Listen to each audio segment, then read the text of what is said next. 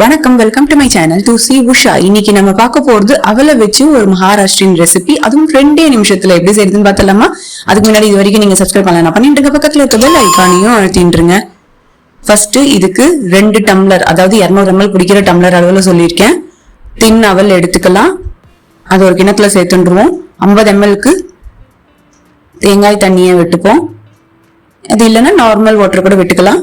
எல்லாத்தையும் நல்லா கலந்துட்டு 1 ஸ்பூன் உப்பு, 1 ஸ்பூன் சர்க்கரையை சேர்த்துட்டு அதையும் நல்லா கலந்து வச்சுடுவோம். இதுக்கு தாளிச்சுன்றலாம்.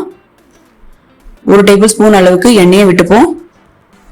1/2 ஸ்பூன் கடுகு, 1/2 ஸ்பூன் சீரகம், 1/4 ஸ்பூன் பெருங்காய பொடி, 1 கை அளவுக்கு வேர்க்கடலையை சேர்த்துண்டு கொஞ்சோண்டு கருவேப்பிலை, 2 பச்சை மிளகாய் பொடிசா நறுக்கிண்டு சேர்த்துண்டு எல்லாத்தையும் வறுத்துண்டுருவோம். அடுப்பு ஆஃப் பண்ணிடலாம். இதை அவல்ல சேர்த்துருவோம்.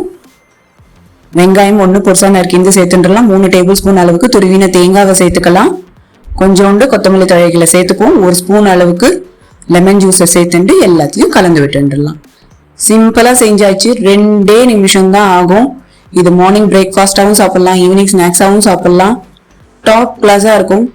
நீங்களும் செஞ்சு பாருங்க. உங்களுக்கு எப்படி வந்திருக்குன்னு கமெண்ட்ஸ்ல சொல்லுங்க. இந்த channel to C Usha like பண்ணுங்க, ஷேர் பண்ணுங்க, சப்ஸ்கிரைப் பண்ணுங்க. தேங்க்யூ.